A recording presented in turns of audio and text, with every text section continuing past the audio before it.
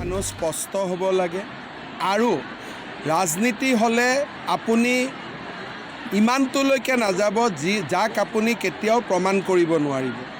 মই সদায় কৈ আছোঁ যে আমাৰ লগত যিয়ে সম্পত্তি থাকিব আমি ইলেকশ্যনৰ এফিডেভিটত দিওঁ।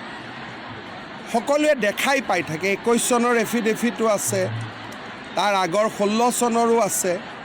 এই যে এটা ভুৱা বাতৰি প্ৰচাৰ কৰি থাকে, মই তেওঁলোকক সুযোগ দিছোঁ যে আদালতত আহি আপোনালোকে প্ৰমাণ কৰি দিয়ক যে মোৰ ক'ত বেনামী সম্পত্তি আছে। মাননীয় মুখ্যমন্ত্ৰীয়ে এই কেছটো চিভিল কোৰ্টত কৰিছে, য'ত তেওঁলোকক ৰেষ্ট্ৰেইন কৰা অৰ্ডাৰ এটা বিচাৰিছে নম্বৰ 1, আৰু 2 নম্বৰ এটা ডেমেজ ক্লেইম কৰিছে, 500 কোটি টকাৰ এটা ডেমেজ ক্লেইম কৰিছে, যিহেতু মাননীয় মুখ্যমন্ত্ৰীয়ে ভাবিছে যে এইটো তেওঁৰ বিপক্ষে এটা মানহানিকৰ ষ্টেটমেণ্ট দিছে কংগ্ৰেছৰ ব্যক্তিসকল। চ' যদি এই কথাখিনি তথ্যৰ ভিত্তিত হয় তেতিয়াহ'লে তেওঁৰ কোনো কেছ নাই, আৰু যি তথ্য দিব নোৱাৰে কংগ্ৰেছীসকলে বা যিসকল নিউজ পেপাৰৰ ব্যক্তি আছে তেওঁলোকে যদি সেইবিলাক প্ৰমাণ কৰিব নোৱাৰে তেতিয়াহ'লে মাননীয় মুখ্যমন্ত্ৰী ডাঙৰীয়াই কোৰ্টৰ পৰা এটা ডেমেজ পাব, compensation in terms of money.